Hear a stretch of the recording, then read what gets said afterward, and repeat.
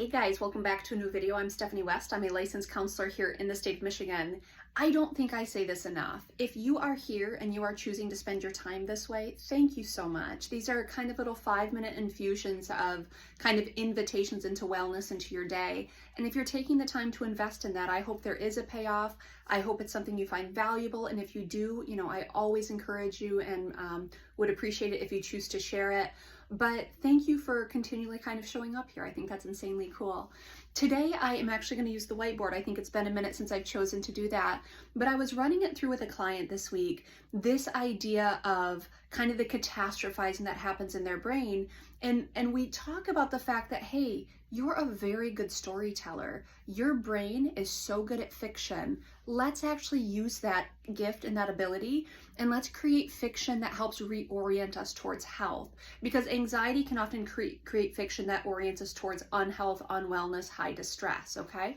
So she's giving me a scenario and she's telling me, where her brain takes her. So let's say theoretically she gets an email from her boss and her boss says, hey, we need to have a conversation. And she's immediately like, oh, I'm getting fired. Typical, I've done something wrong. I've, colossally disappointed people and I'm clearly getting fired. And her brain goes to that worst case scenario.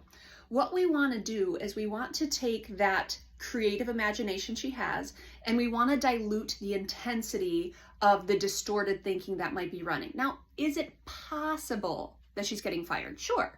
Is it probable that she's getting fired? Less likely. And often our anxiety brain takes things that are possible, turns them into probable, and kind of sends us into a tailspin emotionally, chemically, biologically, all of the things.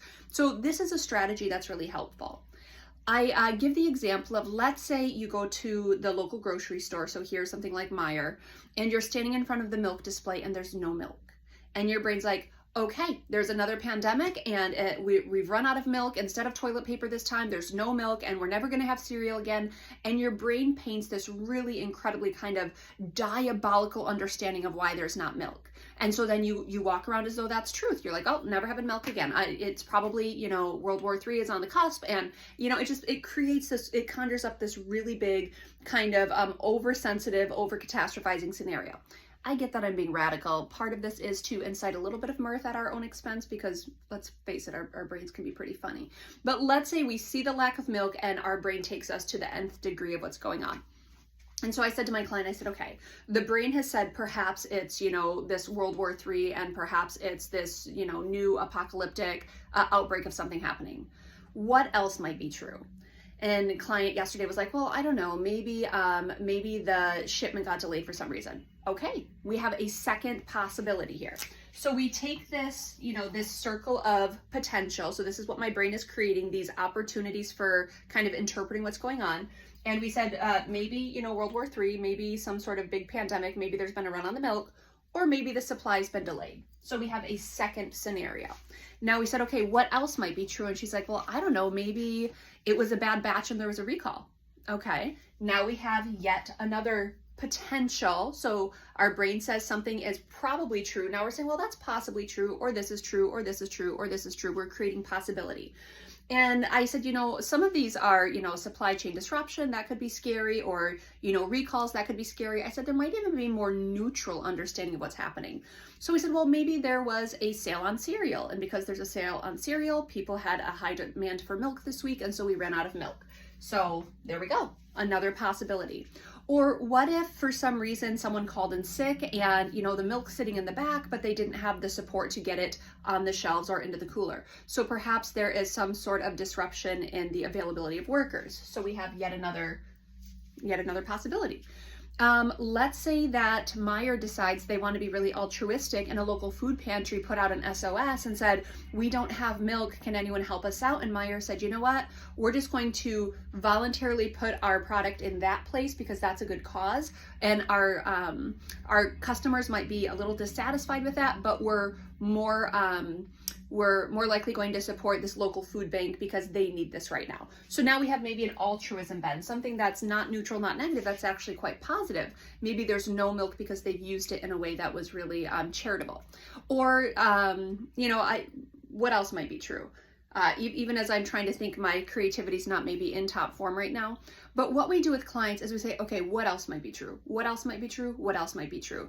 And over time, as we conjure up scenarios, what we've actually done is we've diluted the intensity of that catastrophic thought. So we started with this thought here of like, well, what if this is some sort of like pandemic kind of run on the milk, and now there's no milk and there'll never be milk again.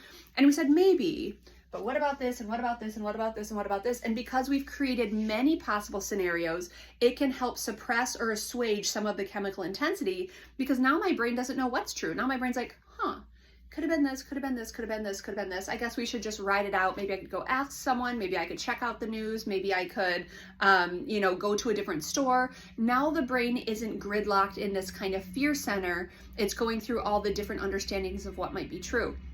And so we take this same idea, we apply it to the conversation with the boss, and we say, what else might be true? What else might be true? What else might be true?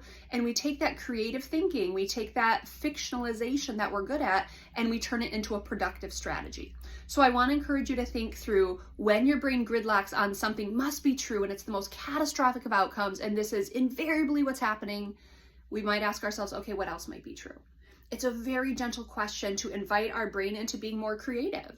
So instead of saying, brain, don't create story, we're like, brain, let's create a lot of story. Let's dilute the intensity of what feels like a reality, what feels like it's probably true. And feelings and facts are different. And we invite our brain to kind of come alongside of us and support us with creativity and say, well, maybe this is true, or maybe this one's true, this one's true, this one's true, this one's true. And we can dilute the intensity of the distress that we're experiencing. It's a great strategy. I really encourage you to try it out. And please share this video. If there happens to be someone who's a great fiction writer, they use it against themselves, send this to them so they can use their fiction creativity for their benefit.